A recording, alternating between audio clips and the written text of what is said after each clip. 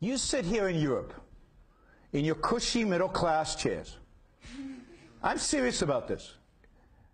And you want to tell me that $2 a day is not a dramatic improvement in their life? It is. And there's no way for them to get to that point to be as rich as you are unless they go through that phase.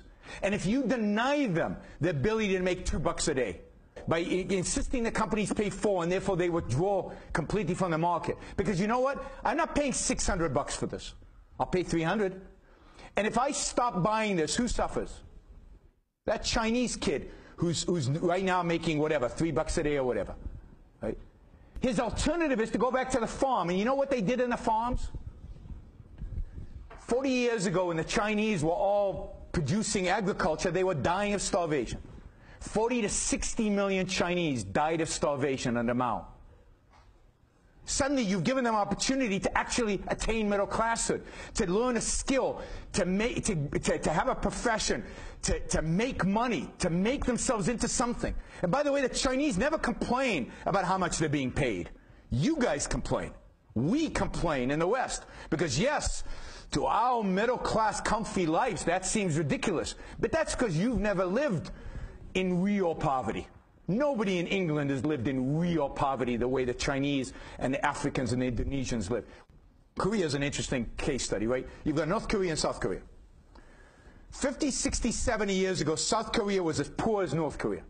They were both dirt poor. And then South Korea instituted some economic freedom. And it made it possible for people to go and work for $1 a day, for $2 a day. And they developed skills. And they increased their productivity. And they started building more stuff. And capital came in and increased their productivity even more. And suddenly, and you go to Seoul today, and they're as rich as you are. But they, in 70 years they did, or 60 years, they did what you've done in hundreds of years. How did they do it? Because of their ability to slowly ratchet up. Now, if you demand that they skip and get to your standard of living like that, then they will stay poor forever. And that's what you're condemning them to. You're condemning them to eternal poverty.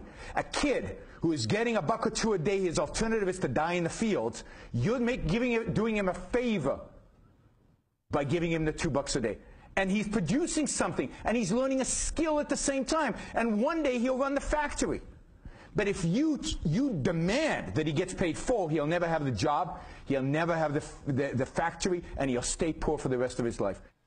I care about the poor, and the only system in human history, to help the poor, to help ambitious poor people rise out of poverty and become rich, has been capitalism.